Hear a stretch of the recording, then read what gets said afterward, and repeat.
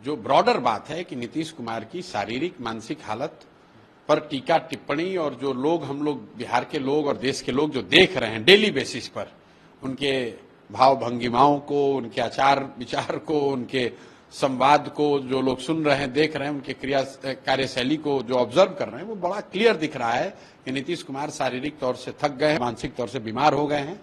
और ये भाजपाइयों का दोष है।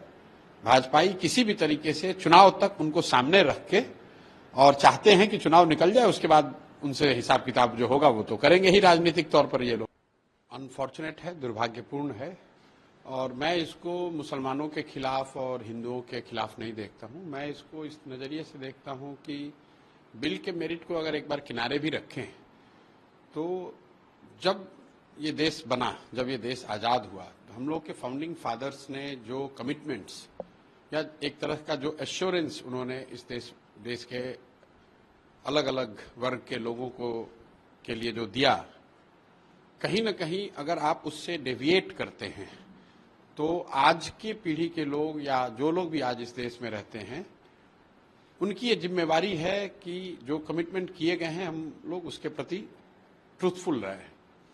अगर आप कोई चेंज कर रहे हैं, उससे कोई वर्ग प्रभावित होता है, तो निश्चित तौर पर इस तरह के कानून बनाए जाने से पहले उन वर्गों को कॉन्फिडेंस में लिया जाना चाहिए।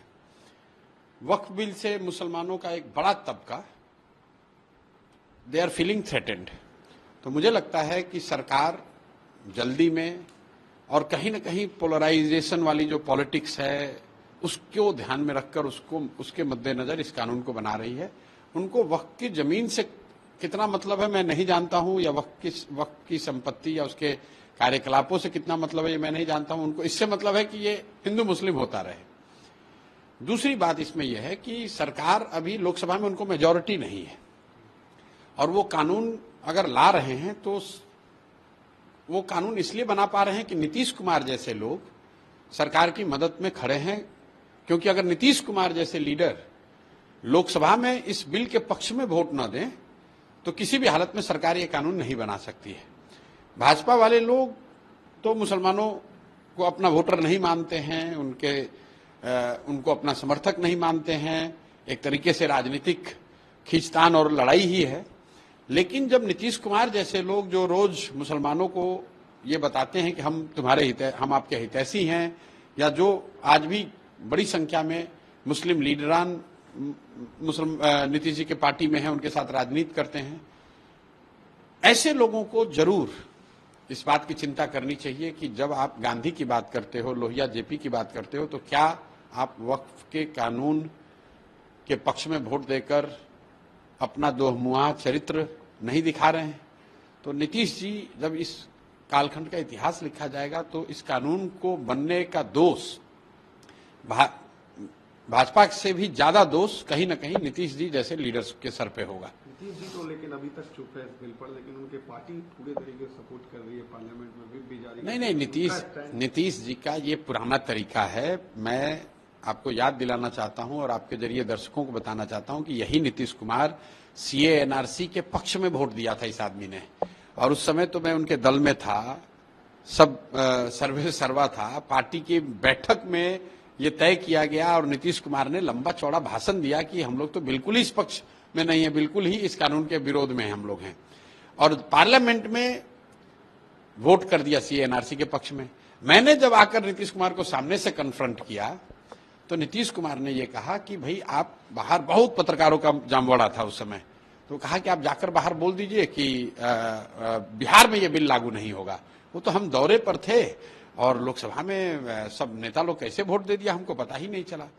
उस समय मुझे लगा कि ये व्यक्ति किसी का नहीं है, ये भाजपा का भी नहीं है, न मुसलमानों का है। मतलब पार्टी में कह रहे हैं कि मैं इसके विरोध में हूं, पार्लियामेंट में बिल के पक्ष में वोट दिया, और मुझे जब मैं विरोध कर रहा हूं तो मुझे कह रहे हैं कि जाके बिहार में कह दो कि हम लोग तो बिहार में लागू नहीं करेंगे।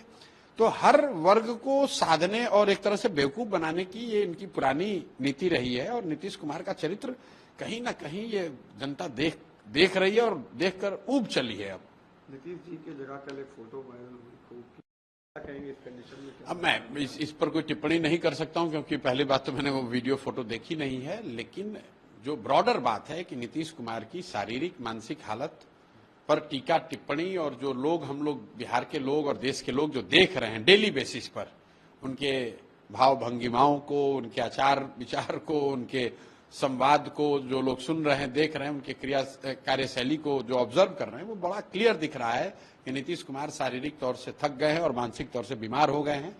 और ये भाजपाइयों का दोष है। भाजपाई किसी भी तरीके से चुनाव तक उनको सामने रख के और चाहते हैं कि चुनाव निकल जाए, उसके बाद उनसे हिसाब किताब जो होगा वो तो करेंगे ही राजनीतिक तौर पर ये लोग। अमित शाह भी आए थे सामने की जो तस्वीर सामने है नीतीश कुमार के साथ, लेकिन नाम को लेकर अभी तक क्लियरिटी। मैं बार बार कह रहा हूं कि कई लोग कह रहे हैं कि नीतीश के चेहरे पे चुनाव होगा। मैं कह रहा बिल्कुल नीतीश के चेहरे पर चुनाव होगा, इस पर कोई बयान की जरूरत नहीं है। लेकिन भाजपा के जो दो शीर्ष नेता हैं, अमित शाह और मोदी जी, ये दोनों नेता खुलकर ये कहें तो कि भाई चुनाव के बाद भी नीतीश कुमार ही मुख्यमंत्री बनेंगे। ये बात भाजपा को अगर दम है तो वो कहें, और आप देखिएगा कि उसका परिणाम क्या होता है। ये भाजपा के बड़े नेता कह नहीं सकते हैं। नड्डा जी आके बयान दे दें, भाजपा के यहाँ राज्य के नेताओं की जिनकी कोई विसात नहीं है वो कुछ कहते रहे, लेकिन जो मैटर करता है कि क्या मोदी जी या अमित शाह ने ये कहा कि चुनाव के बाद नीतीश कुमार ही मुख्यमंत्री रहेंगे। और अगर कहते हैं तो इससे बढ़िया बात तो जनसुराज जैसे दल के लिए कुछ हो ही नहीं सकती है। वो कह के देखें तो भाजपाइयों को ये हिम्मत ही नहीं है।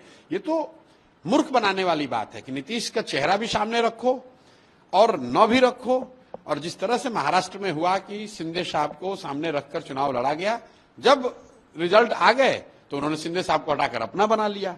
तो ये भाजपा अपने दम पर बिहार में चुनाव जीत नहीं सकते हैं, तो उन्होंने एक कोalition बनाया हुआ है और उस कोalition में थके हुए नीतीश कुमार को, बीमार नीतीश कुमार को सामने रख के चाहते हैं कि किसी तरह चुनाव निकल जाए, उसके बाद हम लोग निर्णय ले लेंगे। तो आपके कारण क्या दोनों का डैमेज दिख रहा है इस इलेक्शन में, एनडीए और नहीं, मेरे कारण नहीं, इनके अपने कार्यकलापों की वजह से, इनकी जो कारगुजारियां रही हैं पिछले 5 साल से, जिस तरह की सरकार चली है, निश्चित तौर पर बिहार में एक बहुत बड़ी संख्या में लोग चाहते हैं, बदलाव चाहते हैं। और जो भी जनता की नजर में सक्षम होगा, ईमानदार होगा, जो जिस पर जनता का विश्वास होगा, वो बदलाव का वाहक बनेगा। एक चीज तो तय मानिए, नवंबर में बिहार में नया चीफ मिनिस्टर आ रहा है। वो चीफ मिनिस्टर नीतीश कुमार नहीं होंगे किसी भी परिस्थिति में। चाहे नई सरकार, नई पार्टी की सरकार बन जाए, जनसुराज की सरकार बने, राजद की बने, एनडीए की बने, इंडिया की बने, नीतीश कुमार मुख्यमंत्री अब नहीं बनेंगे। ये तो बिल्कुल क्लियर है, क्योंकि उनको सिर्फ सब लोग देख रहे हैं कि अब नीतीश कुमार की वो हालत नहीं है, शारीरिक मानसिक वो हालत नहीं है कि वो इस राज्य के मुख्यमंत्री बने रह सकें। अगर आप ये वीडियो YouTube पर देख रहे हैं तो हमारे चैनल को सब्सक्राइब करें और बेल आइकन को दबाना ना भूलें। अगर आप Facebook पर ये वीडियो देख रहे हैं तो हमारे पेज को लाइक करें।